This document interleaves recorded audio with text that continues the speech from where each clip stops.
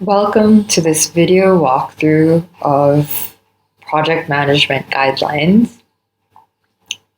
This video aims to guide you through the key phases and processes of project management so that you can use this as a guiding framework when you're setting up a lodge event or starting a service activity with your lodge. And basically, it will enable you to create a smoother workflow when you're approaching any of these projects. And I'll also be sharing an Excel tracking sheet template so that you can use that as a basic framework for organizing, tracking, and setting up your projects. As always, and as with anything, take what resonates and leave the rest. So let's start. The first phase of the project management is the initiation phase. And usually a lot of people go into a project thinking that the first step is actually planning, but I like to go one step before that and really laying out the foundation with the initiation phase. And I feel like having a really well-realized initiation phase can help prevent unnecessary or double work and really aligns expectations within the team or with whoever you're collaborating with to really bring this project into fruition. And what this stage really is about is kind of understanding or laying out and defining your project's purpose, its vision, its strategy, and that will then give you the project statement. So, yeah, and what is the purpose, right? Your project's purpose is the fundamental why. Of why does this project exist? Why are you creating this? Why are you doing this? That's really the core, and that will inform the project purpose. And then you have your vision, which is what are you looking to achieve and how will this project impact others? So really going into this visioning of the impact of your project and who it's serving. And then your strategy is coming to realize what this vision will manifest as in its final outcome. So what is the medium or format of your project? Is it an event or a recurring activity? So really kind of defining that within the strategy of how to kind of get or put this vision into action. That's what your strategy is. So, as always, your project is almost like a seed that you're planting. And I would say the first shell of that seed is the purpose. So, as I said earlier, the purpose is the core. And I feel like the core of this kind of engulfs your project in its unmanifested seed stage. And almost like a nutshell model here, your purpose then informs your vision. So understanding the why of your project then gives you the what of your project.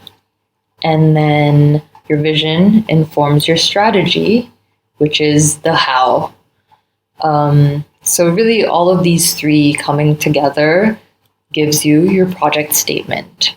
And so what is the project statement? The project statement is a statement which will really serve as a guidepost or a compass for any sort of decisions that you need to make at a later stage of your project, because just as a natural way of life, as things progress, you'll start to come across an increasing level of uncertainties. And that, as in this statement, will really help, act as a guiding compass for you to make decisions from and really lessening any chances of your project getting derailed because of the higher level of uncertainties that you'll be navigating through. So really having this project statement can serve within that decision-making process, but also it provides a clear understanding of your project's purpose, vision, and strategy for everyone working on your project, and brings more clarity and alignment for people and everyone involved within your project as you start itself, which is really fundamental to informing how your project then progresses. So I'm going to give you a few examples here. So right now this video is a project for me. So what is the purpose of me creating this video? And that's to help guide lodges on project management processes and best practices. So this is the why, like, why am I doing what I'm doing right now? And then comes my vision of, what it is that I'm impacting or how I'm serving others. And the vision for me right now is to enable lodges to create smooth workflows within their projects. And then the strategy for me, which is the how, is by creating a video presentation as a guideline and also a project management template that can be used and taken forward. And so the project statement is the purpose plus vision plus strategy coming together. So the purpose here is, as I said earlier, so I'm just going to read my entire statement as it is. This is my entire project statement, basically, which is help guide lodges on project management processes and best practices to enable lodges to create smooth workflows in their projects by creating a video presentation as a guideline and a project management template that can be used. So here you have the entire reason of my project contained within this project statement. And this is really, really cementing and foundational to start and begin any project, because there is a real need to focus and hone in on the intention of it before starting.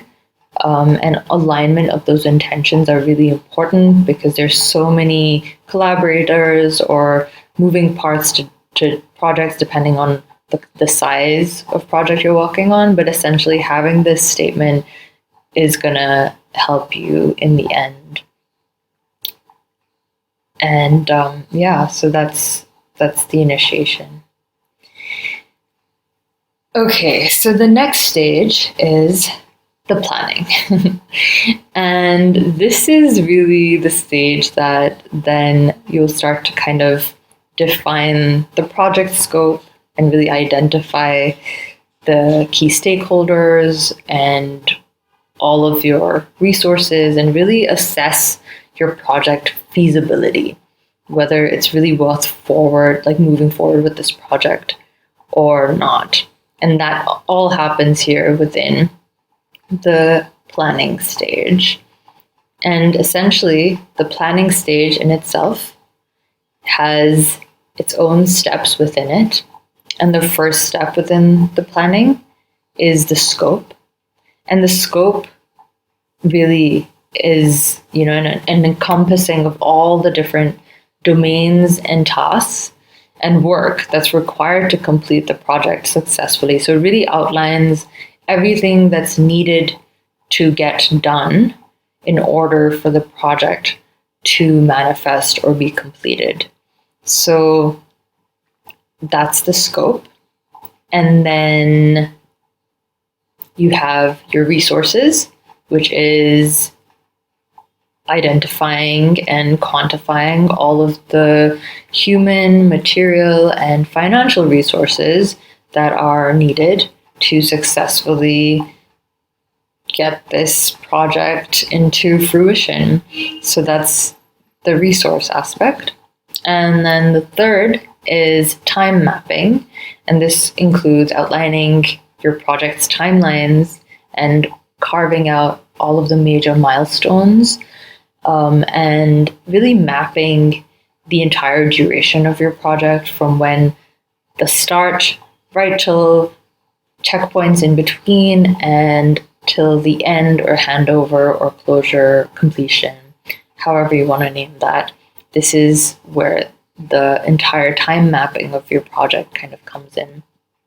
And then the last stage within the planning is really assessing feasibility, which I think is really important because this will help you understand whether your project is really worth moving forward with or not, or if it is, but there are high risks involved, really kind of examining and analyzing what those risks are, so that you can also kind of modify your scope or your resources or your time mapping, anything that needs to be adjusted or abandoned, if things are seeming high risk or not feasible.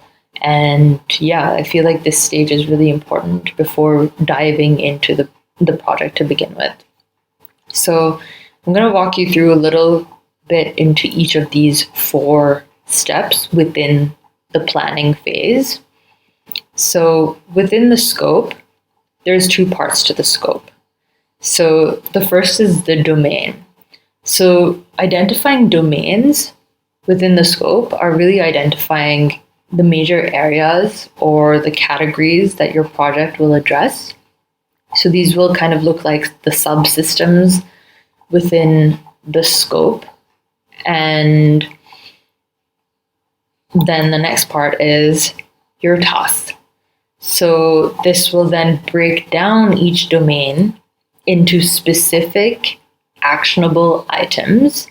And the tasks will be really sort of micro in the way that they are looking at things that are measurable and have defined outcomes. And these tasks at this micro level will then be individually assigned to a particular assignee or member taking forth the task. But essentially, the domains are almost like the sections underneath the tasks. So this is what it would look like. So you have your domains here, and I'll just give you an example. For example, you're creating, or your project is to create a symposium event, right?